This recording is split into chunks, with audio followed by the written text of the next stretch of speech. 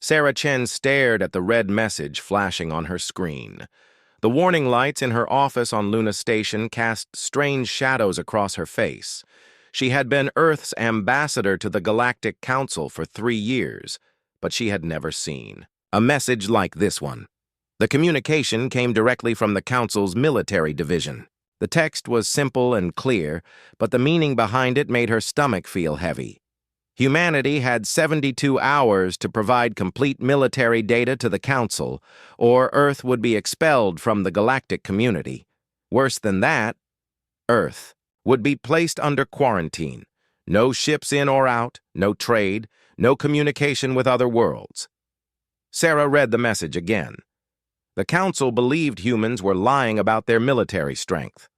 They thought Earth was hiding powerful weapons and secret battle fleets. The idea would have been funny if the situation was not so serious. She pressed a button on her desk. "Get me Admiral Harrison on Earth. Priority channel." While she waited for the connection, Sarah walked to her office window. The gray surface of the moon stretched out below her. Earth hung in the black sky like a blue marble. It looked so peaceful from here, so small and quiet. The screen on her wall came to life. Admiral Rebecca Harrison appeared, her gray hair pulled back in a tight military style. Behind her, Sarah could see the busy command center of Earth Defense. "Ambassador," Admiral Harrison said, "I'm guessing this is about the Council's message. You received it too? Every military base on Earth and in the system got a copy.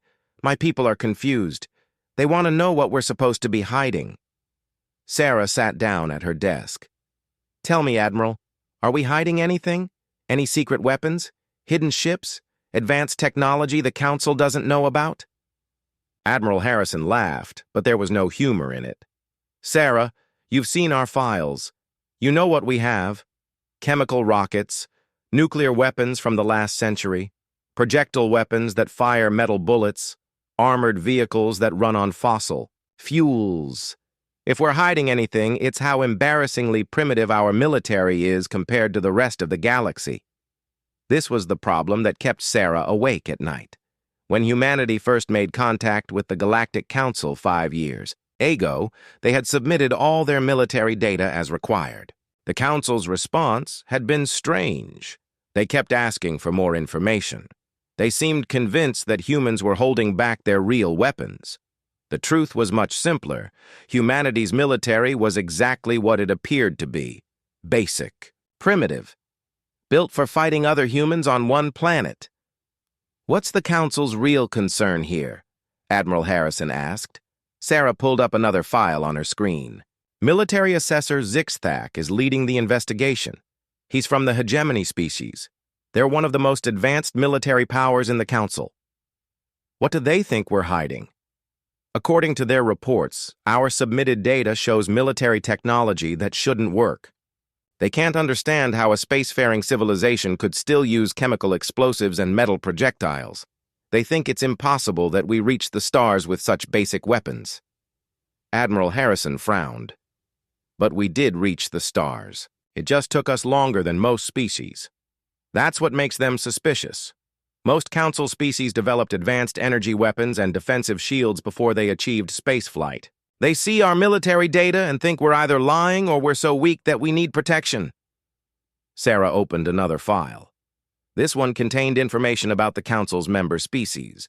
She had studied it many times, trying to understand how humanity fit into the galactic community. The Council was made up of 47 different species from across 3 arms of the galaxy. Most of them had evolved from creatures that were hunted by predators on their home worlds. They were naturally cautious. Their military technology focused on defense, shields, and avoiding conflict. Their weapons were designed to disable enemies, without causing permanent harm. Their battles were more like games with rules.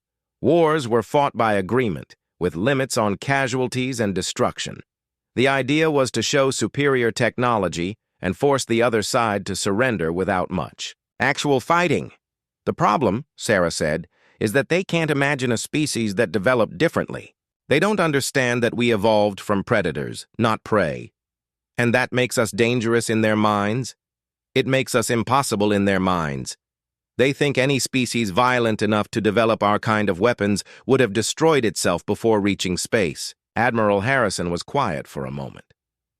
So, what happens now? Sarah looked at the countdown timer on her screen. 68 hours remaining. Zixthak is demanding a full inspection of our military capabilities. He wants to send a council fleet to examine our weapons, our ships, our defensive installations, everything. And if we refuse, immediate expulsion from the council. Complete quarantine of Earth and all human colonies. Admiral Harrison stood up and walked out of view of the camera. Sarah could hear her talking to someone else in the command center. When she came back, her expression was serious. My staff is telling me that quarantine would be a disaster.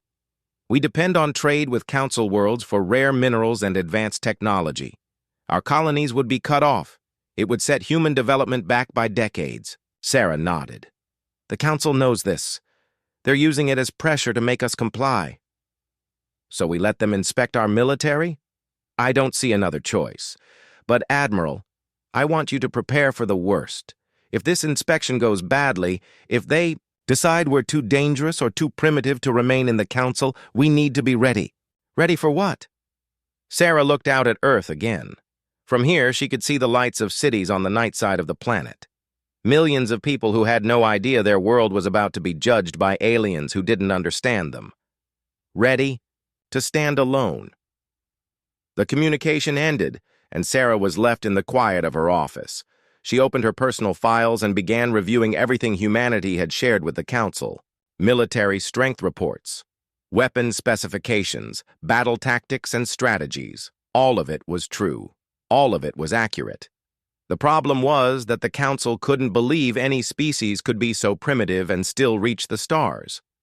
They were looking for hidden advanced weapons that didn't exist. What they couldn't see was that humanity's real strength was not in their weapons. It was in their willingness to use them. It was in their ability to fight and keep fighting when any reasonable species would surrender.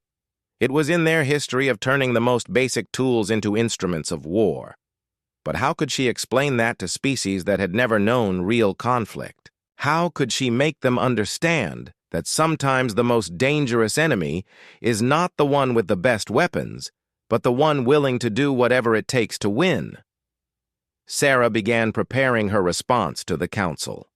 She would accept their inspection. She would open humanity's military to their examination. But she had a feeling that once they saw what humans were really capable of, they would wish they had never asked. The countdown timer continued ticking down. 67 hours and 32 minutes until humanity's fate would be decided by beings who had never learned to hunt. The Council inspection fleet dropped out of hyperspace at the edge of Earth's solar system. 12 ships from different species, each one representing a major military power in the galaxy. At the center of the formation was the Hegemony flagship, its hull gleaming with advanced armor that could deflect energy weapons and absorb impact. On the bridge of the flagship, military assessor Zixthak studied the readings from his sensors. The human system looked exactly like their reports described. One small defensive fleet around Earth, a few mining stations around the outer planets, some basic settlements on Mars and the moons of Jupiter. This cannot be everything, Zixthak said to his aide. His four arms moved across the control panels, running deeper scans. Where are their battle stations? Their hidden fleets? Commander Veltar of the Security Division floated nearby in his environmental suit. His species lived in gas giant atmospheres and needed special equipment to work with other council members. Perhaps the humans are cleverer than we thought. They could have cloaked installations throughout the system.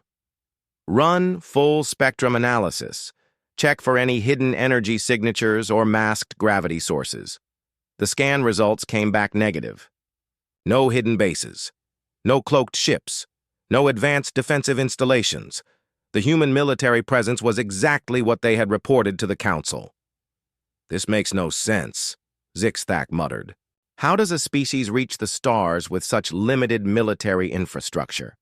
The inspection fleet moved toward Earth. As they got closer, more details became visible on their sensors. The human ships were crude metal constructs that used chemical rockets for propulsion. Their weapons were simple projectile cannons and primitive missiles. "Look at this," Commander Veltar said, pointing to his display. "Their largest warship masses less than one of our escort vessels. And these weapon signatures, they're using controlled explosions to launch metal projectiles. Kinetic weapons," Zixthak said with disgust. "How barbaric." The human fleet moved to escort the Council ships toward Earth. Admiral Harrison's voice came over the communication channel, welcoming the inspectors and offering to provide any assistance they needed. "Admiral Harrison," Zixthak responded, "we require full access to your military installations, weapon stockpiles, and defensive systems." "Of course, Assessor. We have prepared a complete tour for your teams." The inspection began on Luna Station, where Ambassador Chen met the Council representatives. Zixthak was surprised by how small the humans were. Most Council species were larger, more impressive physically. These humans looked fragile. The tour of Luna Station's defensive systems took less than an hour. The weapons were exactly what the humans had reported: missile batteries with chemical explosives, projectile cannons that fired metal slugs, point defense systems that used rapid-fire kinetic weapons. These weapons are thousands of years old. By galactic standards, Zixthak told his team. Most species abandoned kinetic weapons when they developed energy shields. But humans never developed energy shields, Commander Veltar observed. They protect their ships with thick metal armor. The next stop was Earth itself. The Council representatives visited military bases around the planet. Each location showed the same thing: basic weapons, primitive vehicles, and simple defensive structures. At Fort Knox, General Martinez showed them the human army's equipment: tanks that moved on metal tracks, soldiers who carried projectile rifles, aircraft that used chemical fuel and dropped explosive bombs. "General," Zixthak asked, "where are your energy weapons? Your gravity manipulators? Your shield generators?" "General," Martinez looked confused. "We don't have those technologies. We use the weapons you see here. But how do you fight advanced enemies with such basic equipment?" "We fight with what we have. Our soldiers are well-trained and experienced." The Council team exchanged glances. Most of their species had eliminated the concept of individual combat centuries ago. Battles were fought by automated systems and artificial intelligence.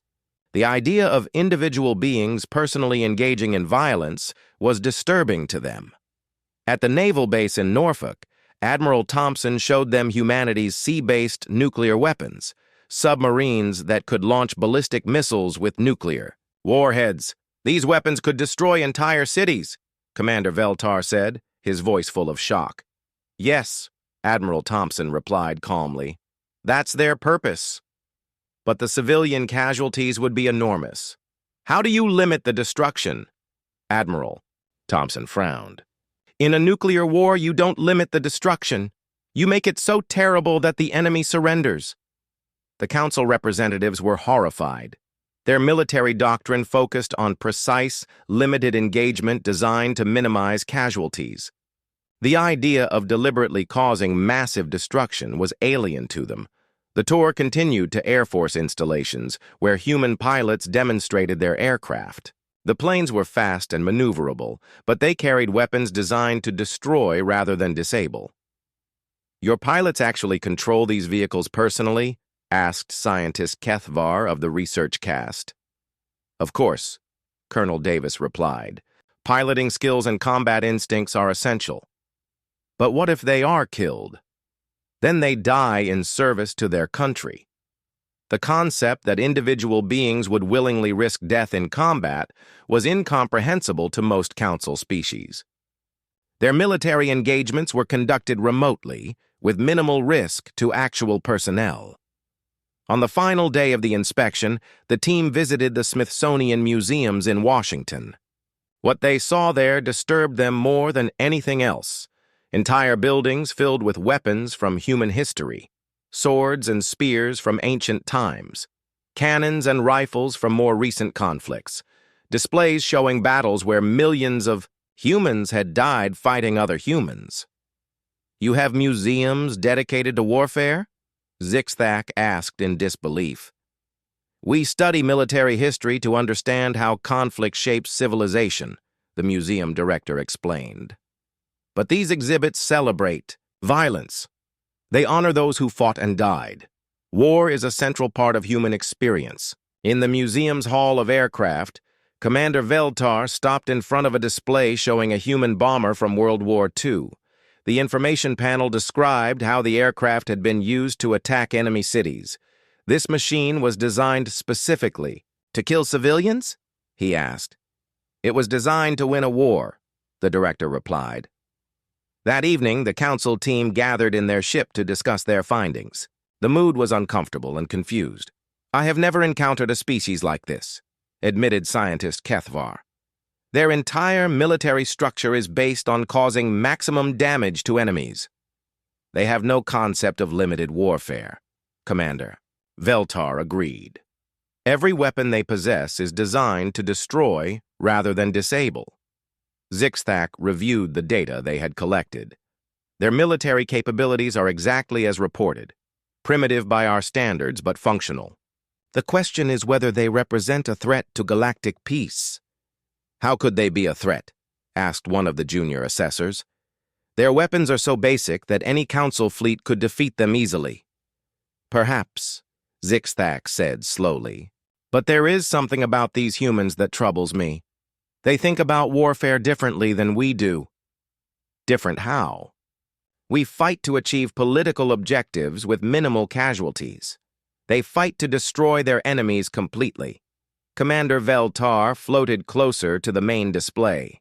"Should we recommend protective status? Place them under council guardianship until they develop more civilized military doctrine?" Zixthak considered this. Protective status would mean that humanity would be treated like a child species, unable to make independent military decisions. It would be humiliating for them, but it might be necessary. "I want to conduct one more test," he decided. "A practical demonstration of their military capabilities." "What kind of demonstration?" "A training exercise. We will simulate an attack on a human position and see how they respond. It will give us a better understanding of their tactical abilities." The other team members agreed. They had seen the human weapons and equipment. Now they needed to see how humans actually fought. None of them suspected that they were about to learn why humans had survived long enough to reach the stars. Military Assessor Zixthak stood in the command center of his flagship, looking down at the training ground they had selected. It was a military base in Nevada, surrounded by empty desert, perfect for a controlled exercise. "The scenario is simple," he explained to his staff. "Human forces will defend a designated area. Our peacekeeping drones will attempt to capture it. Non-lethal settings only. We want to observe their tactics, not harm them." Commander Veltar adjusted his environmental controls. "How many drones are we deploying?" 50 units. That should be more than enough to handle whatever the humans can field.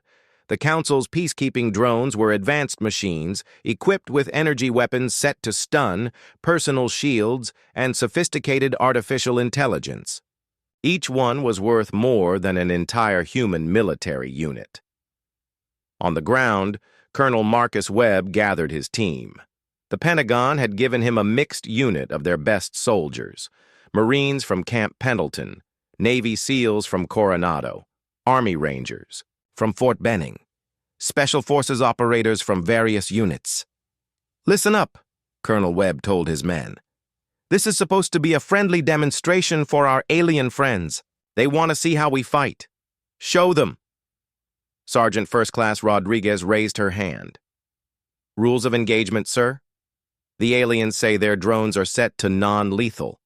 We're using training rounds and simulated explosives. But remember, this isn't just training. These aliens are judging whether humanity deserves a place in their galactic club." The soldiers nodded. They understood what was at stake. "Deploy in standard defensive positions. Colonel Webb ordered. Alpha Team takes the North Ridge. Bravo. Team covers the eastern approach. Charlie Team sets up in the main compound. Delta Team, your mobile reserve. The human forces spread out across the training area. From orbit, Zixthak watched them through his sensors. Their movements were efficient, but he noticed something strange. They're not setting up energy shields or defensive barriers, he observed. Perhaps they don't have that technology, suggested one of his aides, but they're just hiding behind rocks and small buildings. How do they expect to stop our drones? The exercise began. 50 Council drones descended from the transport ships and began their approach to the human position. Their sensors quickly located the human defenders and marked their positions. First contact in 30 seconds, reported the drone controller. Zixthak expected the engagement to be brief. The drones would use their superior speed and firepower to overwhelm the human positions. The humans would surrender when they realized they were outmatched. The first drone crested the North Ridge where Alpha Team was positioned. Immediately, it came under fire from 3 different directions. The human weapons were crude, but their coordination was impressive. Drone 7 is taking heavy kinetic bombardment, the controller reported. Shield holding, but multiple impacts are causing system strain. More drones advanced on different positions. Each one immediately came under concentrated fire from human soldiers who seemed to appear from nowhere. The humans were using the terrain in ways the Council forces had never seen before. They're hiding underground, Commander Veltar observed, with surprise. How did they dig defensive positions so quickly? Sir, the controller said, his voice uncertain. Drone 12 just went offline. Impossible. The shield should protect against kinetic weapons. The humans are using concentrated fire from multiple angles. They're overwhelming individual shields through sheer volume of projectiles. On the ground, Sergeant Rodriguez watched another alien drone fall from the sky. That's 3 down, she reported to Colonel Webb. These things don't like it when you hit them from all sides at once. The Marines had learned something important in the first few minutes of the exercise. The alien drones were individually superior, but they fought like individuals. They didn't coordinate like human soldiers did. Bravo, team, this is Charlie, came the voice of Captain Mitchell over the radio. I've got 5 drones approaching your position from the east. Can you set up a crossfire? Roger that, Charlie. Moving to flanking positions now. The Council forces watching from orbit were becoming confused. Their drones were being systematically destroyed or disabled by forces. They couldn't even locate properly. The humans aren't fighting where our sensors show them, reported the tactical officer. They move constantly. They attack from unexpected angles. Zixthak increased the magnification on his display. He could see human soldiers moving through terrain that should provide no cover. They used shadows, small depressions in the ground, and even the wreckage of destroyed drones to hide their movements. Deploy additional drones, he ordered. Increase the challenge level. 20 more drones joined the battle. The humans adapted immediately. Instead of trying to hold fixed positions, they began moving in small groups, hitting the drones and then disappearing before the aliens could respond. Sir, the controller said, panic creeping into his voice. We've lost contact with 15 drones. The humans are using their destroyed units as improvised weapons. This was true. Delta Team had figured out that the alien drones contained useful technology. They were salvaging parts and using them to build traps and improvised explosive devices. These aliens never fought anyone who could think, muttered Staff Sergeant Jackson as he wired an alien power cell to a pile of training explosives. They expect everything to follow their rules. The alien drones were programmed to engage targets according to Galactic military doctrine. They would approach, identify threats, and neutralize them with precise weapons fire. They were not programmed to deal with enemies who would pretend to be dead, attack from behind, or use psychological warfare. Alpha Team to all units, Colonel Webb's voice came over the radio. The aliens are getting frustrated. I can see their command ship lowering its altitude. They're going to escalate. He was right. Zixthak was staring at his tactical display, in disbelief. Half of his drone force had been eliminated by soldiers using weapons that were thousands of years out of date. "Increase drone weapons to moderate lethality," he ordered. "These humans need to understand the seriousness of the situation." "Sir," Commander Veltar said cautiously, "the original plan was to use non-lethal force only. The original plan assumed the humans would be defeated quickly. They're proving more resilient than expected. The upgraded drones entered the battle with more powerful weapons and enhanced combat programming. Their energy blasts could now cause serious injury, and their movement patterns were more aggressive. The human soldiers noticed the change immediately.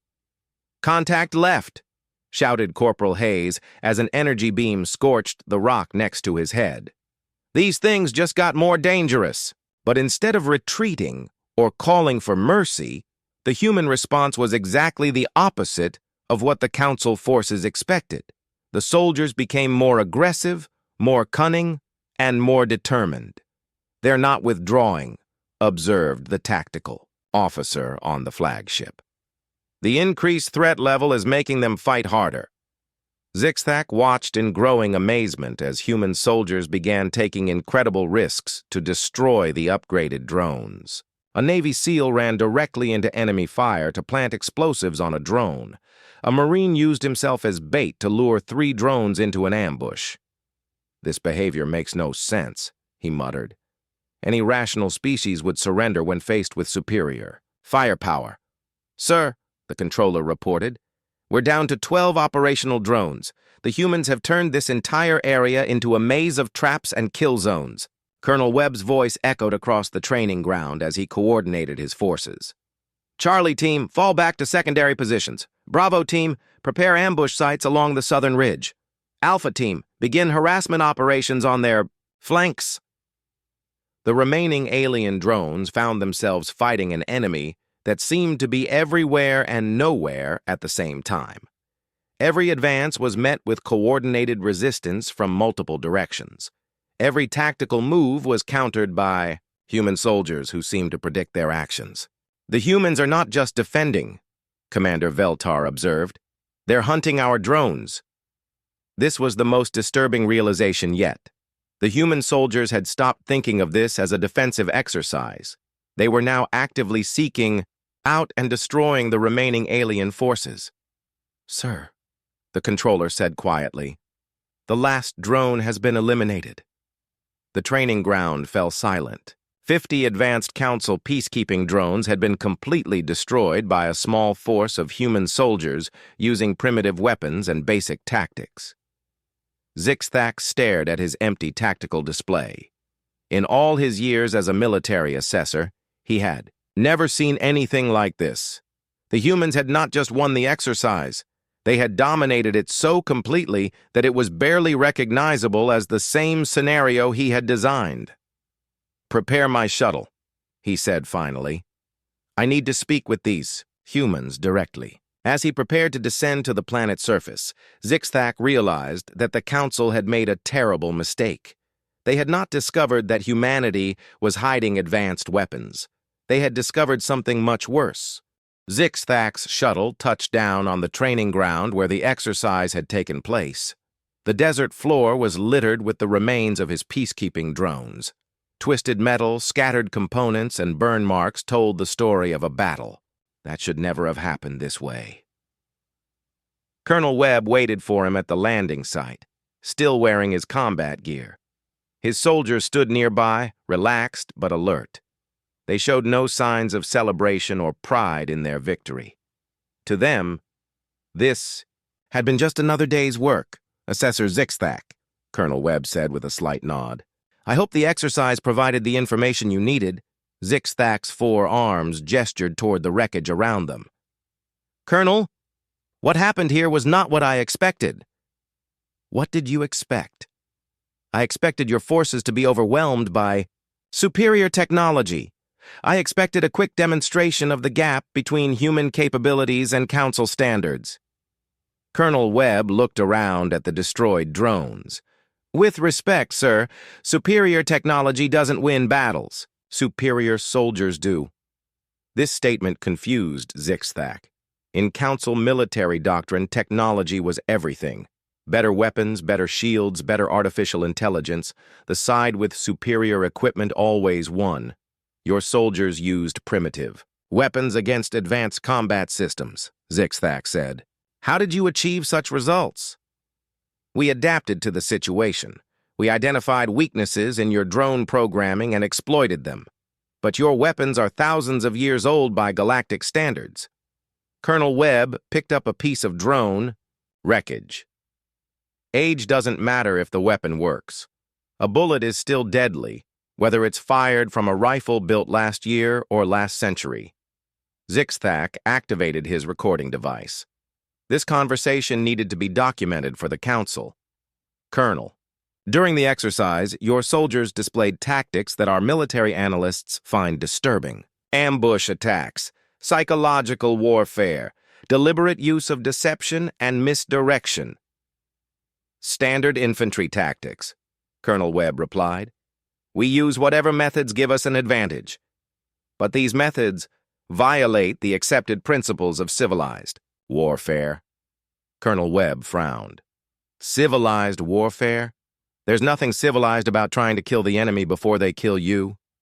The concept was alien to Zixthak. Council warfare had rules, limits, agreements about acceptable casualties and proper conduct. The idea that soldiers would do anything necessary to win was horrifying. Your soldiers seemed to become more aggressive when my drones increased their weapon power, Zixthak observed. Most species would retreat when faced with superior firepower. Humans don't retreat easily, Colonel Webb said simply. When threatened, we fight harder. But that behavior pattern makes no logical sense. Retreat preserves forces for future engagements. Sometimes there is no future engagement. Sometimes you have to win the battle you're fighting right now. Zixthak walked among the drone wreckage, trying to understand what he had witnessed. His advanced peacekeeping units had been systematically destroyed by soldiers using weapons that should have been ineffective. How did your forces coordinate so effectively without advanced communication systems? He asked. Training and experience. These soldiers have worked together in combat situations before. You mean they have fought in actual wars? Most of them, yes. Iraq, Afghanistan, Syria, various peacekeeping missions, combat experience is valuable. The idea that individual beings had personally participated in multiple military conflicts was shocking to Zixthak. Council species typically saw 1 or 2 limited engagements in their entire history. Colonel, I need to understand something. During the exercise, your soldiers used the wreckage of destroyed drones to build traps and weapons. This shows a level of battlefield improvisation that our analysts cannot explain. Colonel Webb called over Staff Sergeant Jackson, who had been responsible for most of the improvised devices. Sergeant, explain to the assessor how you built those explosive traps. Jackson looked uncomfortable talking to the alien, but he answered, Sir, the enemy drones had power cells and processors that could be repurposed. We just figured out how to make them work for us instead of against us. You learned to use alien technology in the middle of a battle? Zixthak asked. It wasn't that hard once we understood the basic principles. Power source, trigger mechanism, explosive charge, same concepts work everywhere. Zixthak was beginning to realize that he had made a fundamental error in his understanding of human capabilities. He had focused on their weapons and equipment, but the real strength of human forces was something else entirely. Colonel, I want to ask you a theoretical question. If Earth were attacked by a Council fleet, how would your forces respond? Colonel Webb thought for a moment. That would depend on the size and composition of the attacking force. Assume a standard Council military intervention. 50 ships, advanced weapons, orbital bombardment capability. We'd lose the space battle. Our ships aren't advanced enough to compete with Council technology. So you would surrender? Colonel. Webb shook his head. No. We'd take the fight to the ground. Against orbital bombardment. Orbital bombardment has limitations. You can't occupy a planet from space. Eventually, you have to land troops. Zixthak felt a chill run through his body. And then we'd kill them. All of them. Every alien soldier that set foot on Earth would die. The casual way Colonel Webb said this was terrifying. He wasn't boasting or making threats. He was simply stating a fact. But Council ground forces are equipped with energy weapons and personal shields. They would have significant advantages. Maybe. But they'd be fighting on our world, by our rules, and humans have been killing each other with primitive weapons for thousands of years. We're very good at it. Zixthak activated his communicator. Commander Veltar, I need you to run a simulation. Assume a Council occupation force of 10,000 troops lands on Earth. Calculate expected casualty rates. The simulation ran for several minutes. When the results came back, Commander Veltar's voice was shaken. Sir, the computer projects 97% casualties for Council forces within the first month of occupation. That's impossible. The simulation factors in human population density, knowledge of local terrain, access to improvised weapons, and willingness to accept casualties. Sir, the computer estimates that humans would sacrifice 50 of their own people to kill one Council soldier, and they have billions of people. Colonel Webb had been listening to this conversation. 50 to 1 seems high, he said thoughtfully. I think we could do better than that. The matter-of-fact way he discussed casualty ratios made Zixthak's skin crawl. This was not how civilized beings talked about warfare. Colonel, why are humans so willing to accept massive casualties in combat? Because the alternative is worse. If someone invades our world, threatens our families, tries to destroy our way of life, then dying in battle is preferable to living in defeat. But surely diplomatic solutions are preferable to violence? Sometimes. But when diplomacy fails, someone has to be willing to fight. Zixthak looked around the training ground one more time. The evidence was clear. 50 advanced peacekeeping drones had been completely destroyed by a small unit of human soldiers. Not disabled, not captured. Destroyed. Colonel, I must ask you directly. Do humans see warfare differently than other species? Colonel Webb considered the question carefully. I don't know how other species see warfare, but humans understand that sometimes violence is the only solution to a problem. We don't like it, but we accept it. And you're prepared to use any methods necessary to win? Within the rules of engagement, yes? What if there are no rules? Colonel Webb's expression became cold. Then there are no limits. Zixthak realized that he had learned everything he needed to know. The humans were not hiding advanced weapons or secret military technology. They were hiding something much more dangerous. They were hiding the mind of a predator species that had learned to use tools. As he walked back to his shuttle, Zixthak began composing his report to the Council. This was going to change everything. The Galactic Council chamber had never been so quiet. Representatives from 47 species sat in their designated areas, but none of them spoke. The silence was heavy and uncomfortable, broken only by the soft hum of life support systems and translation devices. At the center of the chamber, military assessor Zixthak stood before the massive display screen. Images from the training exercise played in slow motion. Council peacekeeping drones being systematically destroyed by human soldiers using primitive weapons and basic tactics. The exercise was meant to last 6 hours, Zixthak reported, his voice carrying clearly through the chamber's acoustics. It ended in 47 minutes with the complete elimination of all Council forces. Speaker Quindal of the Wisdom Cast leaned forward on his floating platform. Surely you mean the drones were disabled, not eliminated? No, Speaker. I mean eliminated. Destroyed. The humans did not attempt to capture or disable our units. They sought to completely remove them from the battlefield. A ripple of disturbed sounds moved through the chamber. This was not how civilized warfare was conducted. Counselor Yethmir of the Trade Federation activated her translator. Assessor, Perhaps the humans misunderstood the nature of the exercise? They understood perfectly. When I questioned their commanding officer, he explained that their objective was to neutralize all enemy forces in their area of responsibility. Neutralize, repeated High Admiral Vexthor of the Defense Coalition. That implies permanent removal rather than temporary incapacitation. Correct. The humans approach warfare with the assumption that disabled enemies may recover and fight again. They prefer to ensure that does not happen. The chamber erupted in shocked voices as representatives tried to process this information.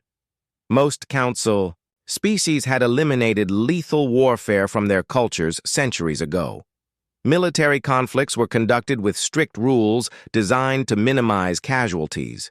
Speaker Quindal called for order. Assessor Zixthak, present your full findings to the council. Zixthak activated the holographic display. Three-dimensional images of human soldiers appeared in the center of the chamber, showing their movements during the exercise. The humans demonstrated several capabilities that our military doctrine does not account for. First, they showed complete adaptability to changing battlefield conditions. When we increased the threat level of our drones, they became more aggressive rather than retreating. The display showed human soldiers taking incredible risks to destroy the upgraded drones. Second, they displayed tactical thinking that prioritizes victory over survival. Individual soldiers willingly sacrificed themselves to achieve mission objectives. Counselor Zephyra of the medical caste made a sound of distress. They chose death over defeat, repeatedly, and their willingness to accept. Casualties allowed them to achieve tactical results that should have been impossible. The next series of images showed human soldiers using destroyed drone components to build traps and improvised weapons. Third, they demonstrated the ability to rapidly adapt alien technology for their own use. In the middle of combat, they learned to repurpose our equipment as weapons against us. Defense Minister Clack Soon of the Engineering Guild studied the tactical displays. How did they acquire the technical knowledge so quickly? They didn't need extensive technical knowledge. They understood the basic principles of energy storage, trigger mechanisms, and explosive force. They applied these principles to our equipment, but that requires intuitive understanding of physics and engineering under extreme stress. The human soldiers I interviewed indicated that such improvisation is standard training for their forces. A new voice entered the discussion. Ambassador Chen had been given permission to address the council directly from Earth. Honorable counselors, her voice came through the communication system. I believe there may be some misunderstanding about human military doctrine. Explain, Speaker Quindal replied. Humans do not seek war or violence. We prefer peaceful solutions to conflicts. But when peace fails, we fight to win. Our history has taught us that losing a war often means the destruction of our civilization. Counselor, Yethmir activated her translator again. But surely limited warfare with agreed-upon casualty limits is preferable to total destruction. Counselor, humans learned long ago that limited warfare often leads to longer conflicts with greater total casualties. Sometimes ending a war quickly, even with higher immediate costs, saves lives in the long run. This concept was difficult for most council species to understand. Their military thinking was based on minimizing immediate harm, not calculating long-term consequences. High Admiral Vexthor requested permission to speak. Ambassador Chen, during the exercise, human soldiers used tactics that we would classify as psychological warfare. Deception, misdirection, and attacks on morale. Are these considered acceptable by human standards? Yes. We consider it foolish to fight an enemy's strengths when you can attack their weaknesses instead. Even if those tactics cause emotional trauma to enemy forces, Admiral, war causes trauma. Our goal is to end it as quickly as possible. The discussion continued for hours. Council representatives struggled to understand a species that approached warfare so differently from their own experience. Finally, Zixthak presented his formal recommendation.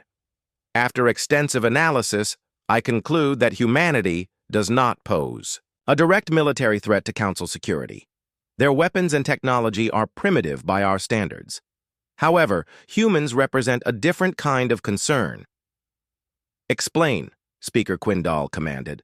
Humans are what our ancestors were before we evolved beyond violent conflict. They are natural predators who learn to cooperate. Their military strength comes not from their equipment, but from their willingness to use it without limitation. The chamber fell silent again as the implications sank in. I recommend the creation of special provisions for human military doctrine. They should not be expelled from the Council, but they should not be treated as a typical member species either. What do you propose? Asked Defense Minister Klaxoon. I propose we create the Human Accords, special agreements that acknowledge humanity's unique military capabilities while establishing them as the unofficial enforcement arm of Council law. This suggestion caused an immediate uproar. Some representatives were horrified at the idea of using humans as enforcers. Others saw the practical advantages of having allies who could handle situations that normal Council forces could not. Ambassador Chen's voice cut through the debate. The human government would be willing to discuss such arrangements provided they are mutually beneficial and respect our sovereignty. Over the following weeks, the Council debated the Human Accords extensively. Some species threatened to withdraw from the Council if humans were given special military status. Others quietly approached human representatives about potential security agreements. The final vote was close, but the accords passed.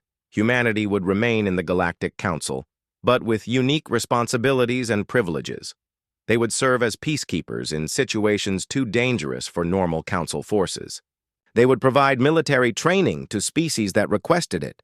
They would act as deterrent against external threats to Council space. In return, humanity received access to advanced Council technology, favorable trade agreements, and protection for their colonies. The last session of the debate was telling. As representatives filed out of the chamber, many stopped to speak quietly with Ambassador Chen's holographic image. "Ambassador," whispered Councillor Zephyra, "if my world ever faces a serious threat, could we request human assistance?" "Of course, Councillor. That's what allies do." Similar conversations took place throughout the chamber. Species that had never needed military protection suddenly realized they might want friends who knew how to fight. Months later, Zixthak stood in his office, reviewing reports of human peacekeeping operations. Pirates who had terrorized trade routes for decades had surrendered after a single encounter with human patrol ships. A territorial dispute that had lasted for years was resolved when both sides learned that humans were monitoring the situation. His aide entered with another report. "Sir, the Frontier Defense Council is requesting human military advisors. They say they need to learn how to fight like predators." Zixthak signed the approval. "Schedule the training mission, and make sure our people understand what they're asking for."